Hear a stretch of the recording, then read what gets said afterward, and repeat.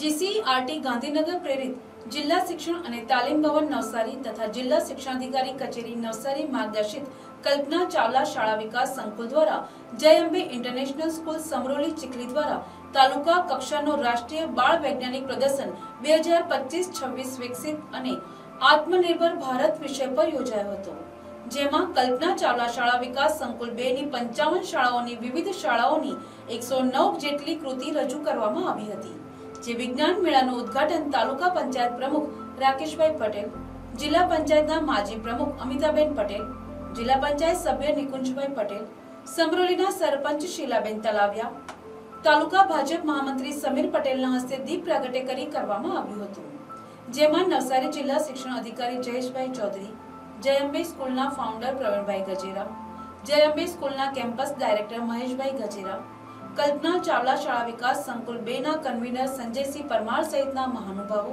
તેમજ શાળાના આચાર્ય અને શિક્ષકો તેમજ વાલીઓ ઉપસ્થિત રહી વિવિધ કૃતિઓનું પ્રદર્શન નિહાળ્યું હતું. નમસ્કાર.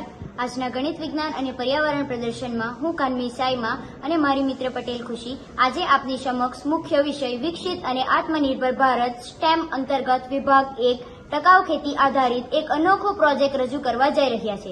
અમારા પ્રોજેક્ટનું નામ છે બાયોચાર વેસ્ટ ટુ વન્ડરલેન્ડ. ભારત કૃષિ પ્રધાન દેશ છે.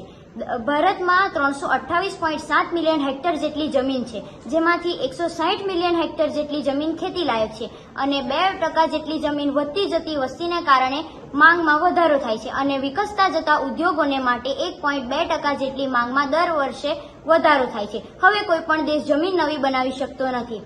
તેથી આપણી પાસે બે શ્રેષ્ઠ ઉપાય છે: બિન ઉપજાઉ જમીનને ઉપજાઉ બનાવવી અને ખેતીલાયક જમીનને વધુ નીપજ આપતી બનાવવી. આ બે મુખ્ય મુદ્દા પર અમારો પ્રોજેક્ટ બાયોચાર તૈયાર કરવામાં આવ્યો છે.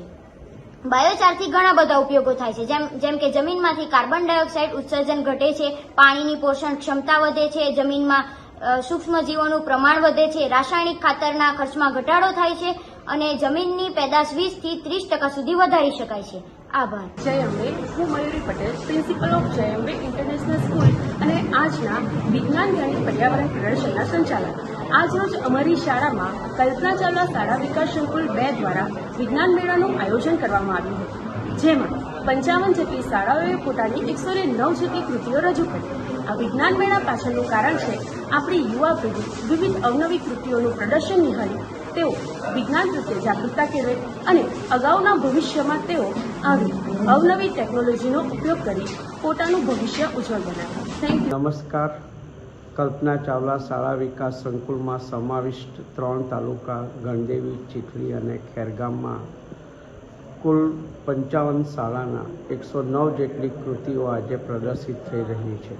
વિકસિત ભારત 2047નું સ્વપ્ન સાકાર કરવા માટે આજે બાળ વૈજ્ઞાનિકો પોતાની કૃતિઓ લઈને આવી રહ્યા છે. આ કૃતિઓ કુલ 5 વિભાગમાં વહેંચાયેલી છે અને આ 5 વિભાગ જીસીઆરટી ગાંધીનગર દ્વારા નક્કી થયેલ છે. કલ્પના ચાવલા શાળા વિકાસ સંકુલના ગણિત વિજ્ઞાનના શિક્ષકો દ્વારા બાળ વૈજ્ઞાનિકોને પ્રોત્સાહન આપીને આજ રોજ ખૂબ જ સરસ રીતે 5 વિભાગમાં કૃતિ થઈ રહી છે.